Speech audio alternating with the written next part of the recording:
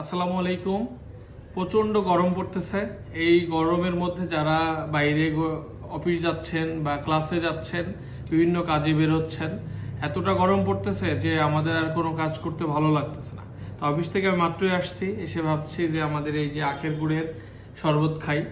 এক গ্লাস শরবতে আপনার সারাদিনের ক্লান্তি দূর করে দিতে পারে, সাথে একটু ঠান্ডা পানি হলে আর কিছু লাগে না। তো রেগুলার শরবত খেতে খেতে আমি ভাবছি আজকে একটু নতুন কোনো একটা রেসিপি আপনাদেরকে দেখাই। বাড়ি থেকে আসায় যে বেল ছিল, মাত্র ভাঙছি, তো ভাবলাম যে আপনাদের সাথে একটু শেয়ার করি। বেলের সাথে আখের গুড়ের শরবত খুব ভালো লাগে। আপনারা যারা বেলের সাথে চিনি খান তারা মানে উপকারের থেকে অপকার বেশি হয় আমার মনে হয়। তো যাই হোক, ওইদিকে যাব না। তো আমি কিভাবে করি সেটা আপনাদের দেখাই। বেলটাকে আগে হাত দিয়ে একটু মানে চটকাই নিতে হবে, নরম করে নিয়ে তারপরে এর সাথে গুড়টা অ্যাড করে পানি মিক্সড করে সেঁকে নিতে পারেন, তাহলে বীজগুলো আর কি আলাদা হয়ে যাবে। একটু চটকাই নিই, তারপরে আবার দেখাচ্ছি। এই যে চটকানো হয়ে গেছে, ঠিক এরকমভাবে চটকাবেন, কাইন্ডা একটু বেল ভর্তা টাইপের আর কি। তারপরে আমি একটু গুড় দিয়ে নিব।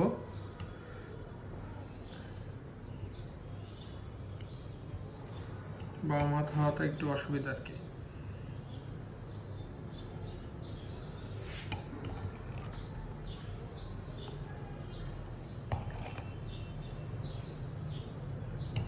গুড় নিয়ে নিলাম, নিয়ে আবার একটু চটকাই নিব, তারপরে এর ভিতরে পানি অ্যাড করব আর কি। একটু চটকাই নিয়ে আবারও আপনাদের দেখাচ্ছি। চটকানোর পর গুড় মেশানো ডান।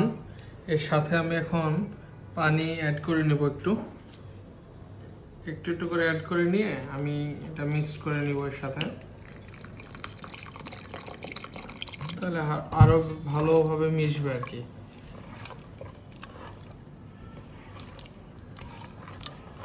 যে যেমন থিকনেস খাবেন সেভাবে সেই অনুপাতে আর কি পানি দিতে পারেন।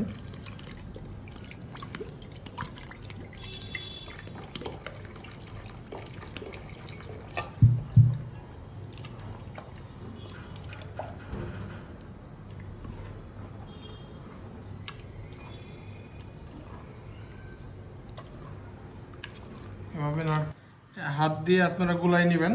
আর সাথে এই যে বেলের ভিতরে যে আঁশগুলো থাকে, আঁশ বীজ যতটা পরিমাণ আপনার হাতে উঠে হয় সেগুলো উঠাই নিতে হবে।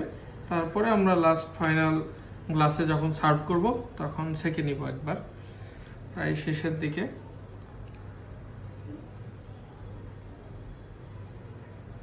এই যে ছাঁকা পর্ব ডান, এখন আমি খাওয়ার জন্য গ্লাসে ঢেলে নিচ্ছি। দেখেন মাশাআল্লাহ কি সুন্দর একটা কালার আসছে, বেলের কালার।